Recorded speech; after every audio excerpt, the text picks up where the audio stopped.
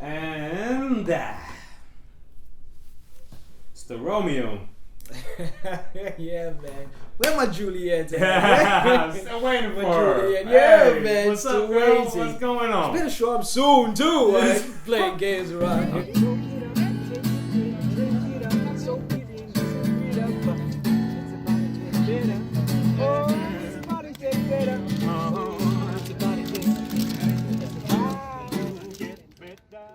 Nixon is a young black South African male from a little town of Margate who's just relocated to Cape Town. I've had the opportunity of traveling the world and seeing it for a little bit. Saved and born again, found Jesus. Was very depressed growing up.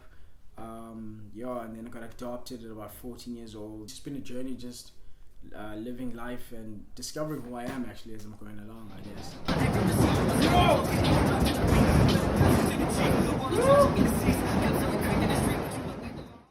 I've heard this term been used a lot, especially around me, and I didn't understand it first, and it always used to offend me. It's a jack of all trades and the master of none. Until someone said one day, they're like, they didn't actually tell you the whole saying how it goes. It's a jack of all trade, a master of none, but usually and often better than the master of one. Now we in the background making noise. And this is my mama, so and this is my papa, and these are the people that are in my life. When I was about 7, I think my biological parents got divorced, and but my mom and my dad were always fighting. So I grew up and I was sort of kind of angry already as it was, And then at a certain age, like about 14, 15, one day, I remember calling my pops, Dad, we haven't eaten for 3 days, I'm really hungry. And my dad's response, man, was just like, the only time you ever call me is when you want money.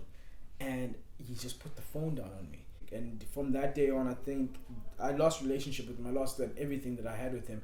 And somehow, man, I was just drawn to go and buying a razor blade. And I remember cutting myself. It was the first big score, which is this one. Before then, I was like, whoa, what have I done, As all of this was going on, this woman always talking to me, oh, you're amazing, you're so handsome, and God loves you. And I used to get so upset, But God loves me.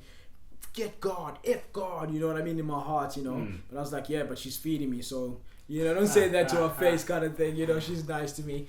But and then we progressed and the relationship just grew. And then I started calling her mom. And I think the first time that I'd said it, she was in the studio because she's busy trying to organize the kids, okay, in line, everybody drop your pose at the same time. And I remember I looked over and I said, Mom. And she looked at me and we both had a moment. And in that moment was me, it was like I was asking her, can I call you mom? And then it was a moment, it was almost a second. She stopped and she thought about it and then she accepted. Mm-hmm. And then she was like, yes, Nixon. And she responded and it was it was okay for me to call her mom. And then she became my mom. Before you know it, I was just calling her mom all the time. Mm-hmm. I'm so thankful, man. I really am. You were my first time I lost and I don't want nobody else. I know these memories that we made, I know these secrets that we shared. Music's moved my soul. When we listen to music, you're like, good food, when it hits you in the soul and you can't deny it's good. But also the bad thing was that it would also torment me. I would hear someone, if someone strums a guitar or they pick in that sound, that vibration, it would literally feel like it's moving my soul to a point where it hurts. It hurts me and it makes me want to cry because it's almost, it gets amplified within me. It gets so amplified that it hurts, man. It's me being vulnerable in a sense without, using words that you can judge me so much per se.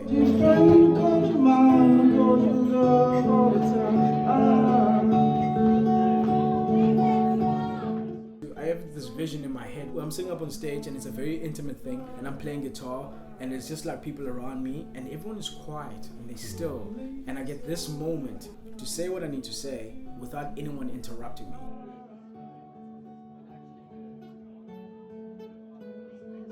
The world lacks love. Love in the sense of how my mother loved me and how my brother loves me, and not only my brothers but my brothers, also the people that I meet who love me without without reason, you know, and I don't understand a lot of the times, you know, people just choose you, that kind of love, and invest in you, and what they want the best for you, and you know, without being jealous, and when they see you succeed, it inspires them, and it really blesses them. I think that's the love that I think the world is lacking, man, and needs, bro.